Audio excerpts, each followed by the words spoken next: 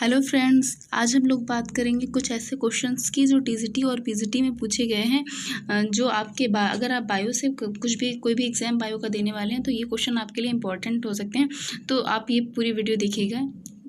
देखिए इसमें जो क्वेश्चन नंबर 11 से हम लोग स्टार्ट करेंगे, क्योंकि क्वेश्चन नंबर 1 से लेकर के 10 तक हम इसके पहले की जो वीडियो आई थी उसमें क्वेश्चंस पूरे दिए गए हैं 10 तक के। तो अगर आपको इसके पहले के क्वेश्चंस देखने हैं तो आप वहां जा करके चेकआउट कर सकते हैं। देखिए इसमें क्वेश्चन नंबर 11 है कि द्विनाम पद्धति का प्रतिपादन किसने किया था।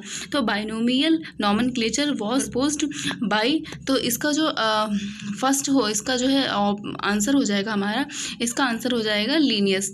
देखिए ऑप्शन नंबर ए इसका राइट आंसर हो जाएगा लीनियस। ठीक है, तो जो कल जिस क्वेश्चन में हमने बात करी थी, जो लास्ट क्वेश्चन था क्वेश्चन नंबर 10, तो उसमें भी कुछ इसी से रिलेटेड था कि उसमें भी यही पूछा गया था कि जो है जो बाइनोमियल नॉमेनक्लेचर है वो लीनियस की किस बुक में उन्होंने इसके बारे में बताया है।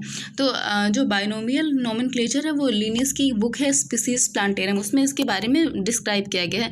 मतलब उसमें फर्स्ट टाइम लीनियस ने जो है इसके बारे में बताया है। ठीक है, तो अब हम चलते हैं अपने क्वेश्चन नंबर 12 की तरफ। तो क्वेश्चन नंबर 12 हमारा कि सोलेनम ट्यूबरोसम का जेनेरिक नेम क्या है। तो ठीक है, देखिए जो सोलेनम और ट्यूबरोसम होता है वो जो है आलू का बोटेनिकल नेम होता है। ठीक है, तो देखिए जो नेम होते हैं, जो बोटेनिकल नेम, जूलॉजिकल नेम होते हैं, वो नेम जो है जो नेम होते हैं वो कैसे बनते हैं। तो उसका जो फर्स्ट होता है उसमें जीनस होता है। ठीक है, जीनस या फिर जेनेरिक, वो जो है दो नामों से बनते हैं, एक जेनेरिक नेम से और एक स्पीसीज के नेम से। तो जो जेनेरिक नेम होता है उसे हम जीनस का नाम बोलते हैं, और जो स्पेसिफिक नेम होता है उसे हम स्पीसीज का नेम बोलते हैं। तो अगर जो है इसमें अगर किसी का पूछा जाएगा, जैसे कि इसमें पूछा गया है इसमें पूछा गया है कि इसका नेम क्या है।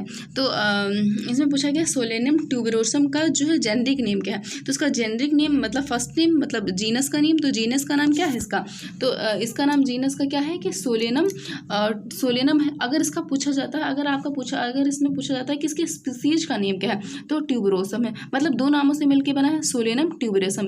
जो सोलेनम है वो क्या है, जेनेरिक नेम है, और ये क्या है, स्पीसीज का नेम है। ठीक है, अगर कहीं भी जेनेरिक पूछा जाता है तो फर्स्ट वाला नेम, अगर कहीं भी स्पीसीज पूछा जाता है तो सेकेंड वाला नेम बताएंगे आप। ठीक है, अब चलते हैं अपने अगले क्वेश्चन की तरफ। हमारा अगला क्वेश्चन है क्वेश्चन नंबर 13। तो हमारा क्वेश्चन नंबर 13 क्या पूछ रहा है कि स्पीसीज शब्द का चयन किसने किया था। मतलब फर्स्ट टाइम स्पीसीज शब्द जो है किसने दिया था, किस साइंटिस्ट ने दिया हुआ था स्पीसीज शब्द। तो देखिए जो स्पीसीज शब्द था वो जॉन रे ने दिया था। इसका आपका राइट आंसर हो जाएगा ऑप्शन नंबर ए, जॉन रे। जॉन रे ने जो है स्पीसीज टर्म फर्स्ट टाइम दिया था। अच्छा, जॉन रे जो थे उन्होंने स्पीसीज के अलावा फैमिली और जीनस शब्द भी जॉन रे ने ही दिया था। अगर कहीं भी पूछा जाता कि फैमिली टर्म सबसे पहले किसने दिया था, तो जॉन रे ने दिया था। अगर कहीं भी पूछा जाता कि जीनस टर्म सबसे पहले किसने दिया था, तो वो भी जॉन रे ने दिया था। ठीक है, अब हम चलते हैं अपने अगले क्वेश्चन की तरफ। तो हमारा अगला क्वेश्चन है क्वेश्चन नंबर 14। क्वेश्चन नंबर 14 कहता है कि वनस्पति के पिता कौन है। मतलब who is the referred as father of botany. Who is the referred as father of botany. ठीक है, मतलब आंसर नंबर 20 का राइट आंसर हो जाएगा थियोफ्रेस्टस। अच्छा, अगर हम कहीं भी बात करते हैं कि जंतु विज्ञान के पिता कौन है या फिर जीव विज्ञान के पिता कौन है, तो फादर ऑफ बायोलॉजी अरस्तु है। फादर ऑफ जूलॉजी भी कौन है, अरस्तु ही है। इन्हें हम इंग्लिश में अरिस्टोटल भी कहते हैं। ठीक है, तो father of biology and father of zoology ये कौन हो जाएगा, हमारे अरस्तु हो जाएंगे। ठीक है, ये हो जाएंगे अरस्तु। और जो है अगर कहीं भी पूछता है कि फादर ऑफ जो है बॉटनी कौन है, तो फादर ऑफ बॉटनी कौन है, थियोफ्रास्टस है। ठीक है, अब हम चलते हैं अपने अगले जो है क्वेश्चन की तरफ। हमारा अगला क्वेश्चन है क्वेश्चन नंबर 15। क्वेश्चन नंबर 15 कह रहा है कि वनस्पति शास्त्री पौधों के नाम लैटिन में इसलिए रखते थे क्योंकि botanist name plants in Latin so as to. मतलब वो जो है उसका नाम लैटिन भाषा में क्यों रखते थे। अगर हम इंडियंस हैं तो हम हिंदी में रख सकते हैं ना, क्योंकि हिंदी हमारी हमारी राष्ट्रीय भाषा है। तो देखिए अगर हम हिंदी में इसका नेम रखते हैं तो क्या होता है, हिंदी सिर्फ हमारे देश की लैंग्वेज है ना, तो हमारे देश वाले ही सिर्फ इसका नेम समझ पाएंगे, और अदर कंट्रीज़ में हम जाएंगे तो वो लोग इसका नेम नहीं जान पाएंगे। इसलिए जो लैटिन भाषा है वो क्या है, वो इंटरनेशनल लैंग्वेज है, ठीक है। इसलिए इसका नेम जो है लैटिन भाषा में रखा जाता है, क्योंकि आप कहीं भी किसी भी देश में चले जाएंगे तो वो लोग जो है इससे जो है परिचित होते हैं, ठीक है। इसलिए जो इसका नेम क्या किस में रखा जाता है, इंटरनेशनल लैंग्वेज में रखा जाता है। मतलब जो लैटिन भाषा जो होती है इसका जो राइट आंसर हो जाएगा ऑप्शन नंबर डी। मतलब ये अंतर्राष्ट्रीय समानता रखना चाहते हैं, ठीक है। ऐसी हो इंटरनेशनल इंफॉर्मेटिव, ठीक है। अब हम चलते हैं अपने अगले क्वेश्चन की तरफ। हमारा अगला क्वेश्चन है क्वेश्चन नंबर 16। क्वेश्चन नंबर 16 कह रहा है कि एक पादप का वर्णन करते समय लेखक पहली बार प्रयोग किया जाने वाला नमूना कहलाता है, ठीक है। The type specimen used by the author for describing a plant for the first time is known as। तो जो कोई लेखक होता है अगर जो है किसी भी पादप का वर्णन करता है तो फर्स्ट टाइम वो कौन से वर्ड का यूज़ करता है, किस शब्द का प्रयोग करता है, ठीक है। तो वो जो है किसका प्रयोग करता है, नमूना कौन सा कहलाता है तो वो कहलाता है होलोटाइप, ठीक है। तो होलोटाइप मतलब हमारा आंसर नंबर कौन सा हो जाएगा, हमारा ऑप्शन नंबर बी हो जाएगा, होलोटाइप, ठीक है। अब देखिए इसमें होता क्या है कि जो होलोटाइप होता है पौधों के हर्बेरियम नमूने को संरक्षित किया जाता है, ठीक है। इसका उपयोग नामकरण में होता है। इससे कई प्रकार होते हैं। जैसे होलोटाइप का उपयोग लेखक पहली बार जो है वर्णन करने के लिए करता है, ठीक है। मतलब जो होलोटाइप होता है, होलोटाइप शब्द का प्रयोग सबसे पहले क्या करते हैं, लेखक किसी भी पौधे का नेम रखने के लिए होलोटाइप शब्द का प्रयोग करते हैं, ठीक है। अब हम अपने अगले क्वेश्चन की तरफ चलते हैं। Question number 17। क्वेश्चन नंबर 17 हमारा कह रहा है कि जब जाति का नाम और वंश का नाम समान होता है तो वो क्या कहलाता है। मतलब अगर इस पे हमारा जो वो हमने क्या बताया था कि जो साइंटिफिक नेम, जो बॉटेनिकल नेम होते हैं या फिर जो जूलॉजिकल नेम होते हैं वो क्या होते हैं, मतलब कैसे बनते हैं। एक तो वो स्पीसीज, उसमें एक जीनस होता है एंड एक क्या होता है, स्पीसीज होता है, ठीक है। तो अगर इसमें क्वेश्चन पूछ रहा है हमारा कि अगर जीनस और स्पीसीज दोनों समान होंगे, ठीक है, when species are exactly repeat generic name, ठीक है, तो क्या होगा, इट्स नोन एज। तो वह क्या कहलाएगा, तो देखिए वो कहलाएगा हमारा ऑप्शन नंबर बी, टॉटम, ठीक है। तो टॉटम का मतलब होता है जब भी हमारा स्पीसीज और जीनस जो है सेम होगा, जैसे तो क्या होगा, तो उसे हम टॉटम कहलाते हैं। जैसे कि आपने नाग का नेम सुना होगा, तो नाग का नेम क्या होता है, नाजा। इसमें क्या होता है, इसमें जो है वर्ड्स रिपीट होते हैं, मतलब एक बार नाजा फिर दोबारा फिर से नाजा, ठीक है, नाजा से। जैसे रैट का होता है रैटस, तो ये दो बार क्या हो रहा है, एक ही नाम दो बार रिपीट हो रहा है। मतलब जीनस का भी वही नेम है और हमारे स्पीसीज का भी वही नेम है। जहाँ पे नेम रिपीट होगा उसे हम क्या बोलेंगे, टॉटम बोलेंगे, ठीक है। चलिए अब हम चलते हैं अपने अगले क्वेश्चन की तरफ। हमारा अगला क्वेश्चन है क्वेश्चन नंबर 18।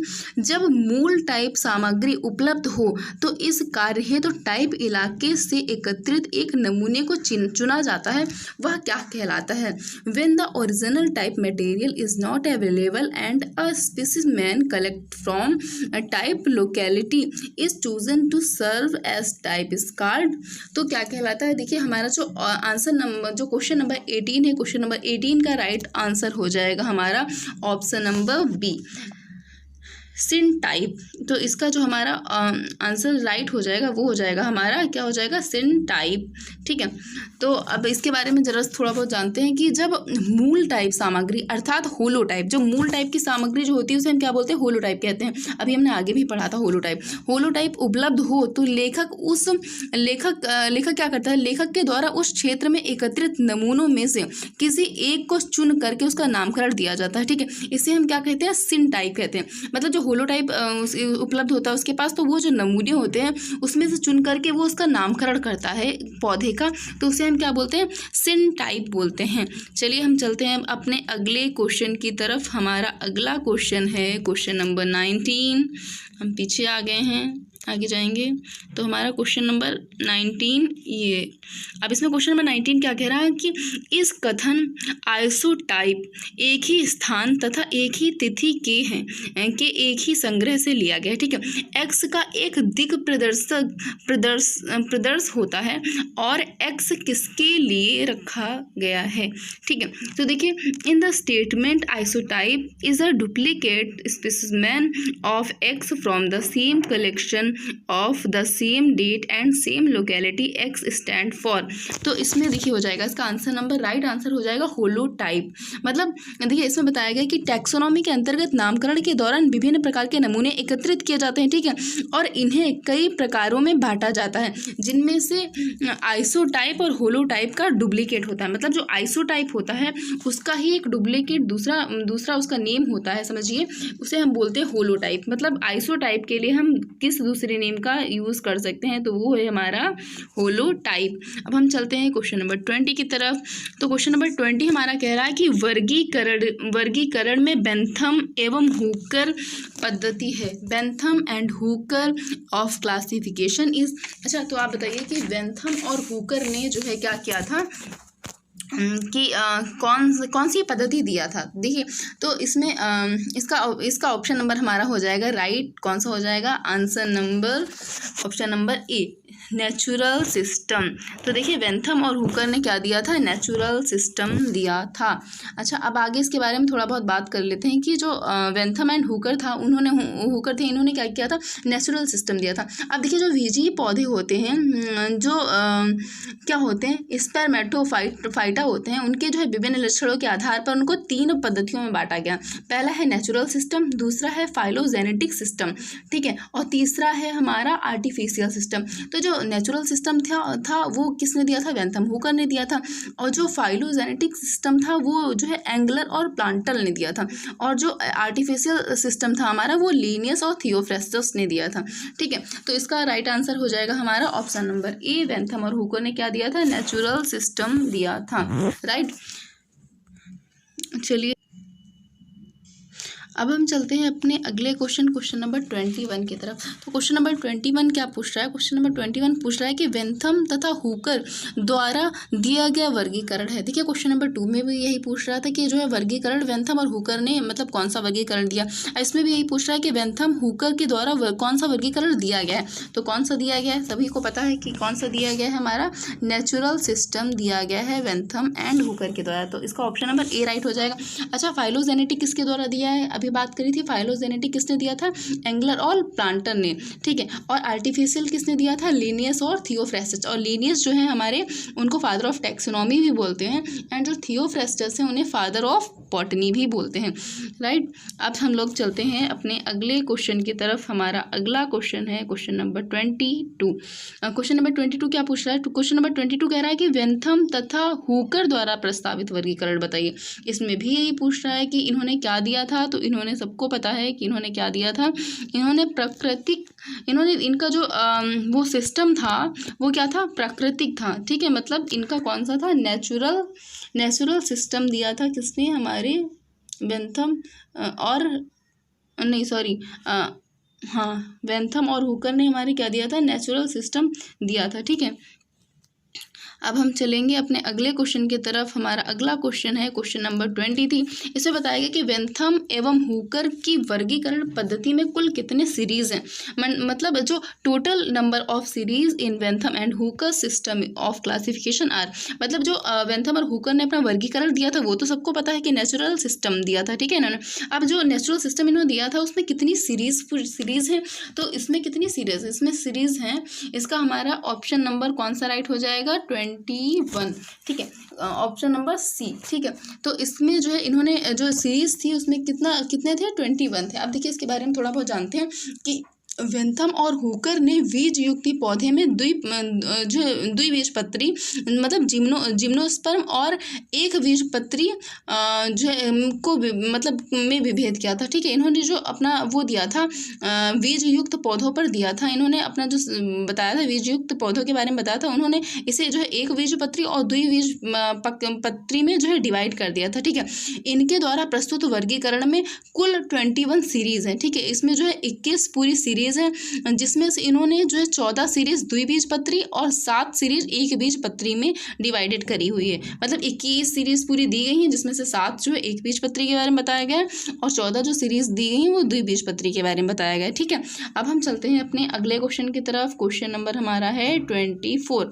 5 जगत वर्गीकरण किसने प्रस्तुत किया है? देखिए, जब हमने जो है जो हमारा पिछला सीरीज था, मतलब जो पिछला वीडियो था, उसमें जो है इसके बारे में बताया गया है कि जो ये 5 जगत क्लासिफिकेशन है, 5 किंगडम क्लासिफिकेशन है, वो किसने दिया और इसके बारे में पूरा बताया गया है। तो आप वहाँ जाके देख सकते हैं। यहाँ भी देखिए, हम आपको बता रहे हैं कि जो 5 जगत वर्गीकरण था वो हमारे किसने दिया था, वो विटेकर ने दिया था। ठीक है, क्वेश्चन इसका आंसर जो है हो जाएगा हमारा, कौन सा सही हो जाएगा, Whittaker, option number A, Whittaker इसका राइट आंसर हो जाएगा। विटेकर ने दिया था 5 किंगडम क्लासिफिकेशन। और उसमें जो है जो पिछली वीडियो उसमें ये भी बताया गया है कि जो 5 किंगडम था उसमें जो 5 कौन से किस किस के बारे में किस में डिवाइड किया गया इसको। ठीक है, अब देखिए इसमें अगला क्वेश्चन कह रहा है 25 के वर्गीकरण के सर्वगत सबसे छोटी श्रेणी। अब देखिए इसको कैसे कैसे डिवाइड किया जाता है। जब वर्गीकरण हम करते हैं किसी चीज़ का, तो सबसे पहले सबसे छोटी श्रेणी क्या होती है, स्पीसीज होती है। ठीक है, फिर क्या होता है, फिर जो है जीनस होता है, फिर फैमिली होता है, फिर ऑर्डर होता है, फिर क्लास होता है, फिर फाइलम होता है, फिर जो है क्या होता है, उसके फाइलम के बाद क्या होता है, किंगडम होता है। ठीक है, फिर क्या होता है, डोमेन होता है। देखिए सबसे पहले अगर हम ऊपर से देखें तो क्या होता है, सबसे पहले किंगडम होता है। ठीक है, सबसे पहले क्या होता है, किंगडम होता है। ठीक है, किंगडम के बाद क्या होता है, हमारा फाइलम होता है। ठीक है, फाइलम के बाद हमारा क्लास होता है, क्लास के बाद क्या होता है, ऑर्डर होता है, ऑर्डर के बाद क्या होता है, ऑर्डर के बाद क्या होता है, हमारा फैमिली होती है, फैमिली के बाद क्या होता है, जीनस होता है, जीनस के बाद क्या होता है, स्पीसीज होता है। तो सबसे छोटी फैमिली, सबसे छोटा मतलब फैमिली नहीं, सबसे छोटी कैटेगरी हमारी क्या है, स्पीसीज है। तो इसका राइट आंसर हो जाएगा ऑप्शन नंबर सी। ठीक है, अब हम लोग चलते हैं अपने अगले क्वेश्चन की तरफ, अगले और लास्ट क्वेश्चन की तरफ, क्वेश्चन नंबर 26। ठीक है, तो क्वेश्चन नंबर 26 हमारा है कि जंतु व्यवहार के अध्ययन को क्या कहते हैं, study of animal behaviour is called. तो जो जंतु व्यवहार का अध्ययन होता है उसे हम क्या कहते हैं, तो इसका आंसर नंबर, इसका जो ऑप्शन नंबर हमारा कौन सा राइट हो जाएगा, तो इसका ऑप्शन नंबर हमारा राइट हो जाएगा कौन सा, ऑप्शन नंबर सी। ठीक है, एथोलॉजी। तो जो जंतु व्यवहार होता है उसे हम क्या बोलते हैं, एथोलॉजी बोलते हैं। ठीक है, अब इसके बारे में कुछ जान लेते हैं कि जो कीटों का अध्ययन होता है, ठीक है, इंसेक्ट का जो अध्ययन होता है उसे हम बोलते हैं एंटोमोलॉजी। ठीक है, और जो जीवों तथा वातावरण व जीवों के पारस्परिक अंतःक्रिया का अध्ययन होता है उसे हम बोलते हैं इकोलॉजी। ठीक है, जो व्यक्तियों, जीवों तथा वातावरण के संबंधों की आपस में रिलेशंस का वर्णन होता है उसे हम बोलते हैं एथनोबायोलॉजी। ठीक है, और जो जंतु व्यवहार का अध्ययन होता है उसके बारे में तो हमने भी बताया कि जंतु व्यवहार के अध्ययन को क्या बोलते हैं, इथोलॉजी बोलते हैं। ठीक है, आज का हमारा वीडियो यहीं पे हम समाप्त करते हैं। तो माइक्रोबायोलॉजी के जितने भी टीजीटी पीजीटी में एलटी ग्रेड में जो भी क्वेश्चंस आए थे वो सारे क्वेश्चंस हमने करा दिए हैं इस वीडियो में। और अगला जो है हमारा टॉपिक होगा वो होगा वायरस। ठीक है, अगले वीडियो में हम वायरस के जो प्रीवियस ईयर के क्वेश्चंस जो टीजीटी पीजीटी में पूछे गए हैं वो सारे कराएंगे। तो अगर आप जो है टीजीटी या पीजीटी किसी भी ऐसे एग्जाम्स की प्रिपरेशन कर रहे हैं जिसमें बायो आती है तो आप ये प्रीवियस ईयर के क्वेश्चन सॉल्व कर सकते हैं, ये आपके लिए बहुत ही ज़्यादा हेल्पफुल हो सकते हैं। ठीक है, अगर वीडियो पसंद आया तो लाइक करिए, चैनल को सब्सक्राइब करें। Thank you.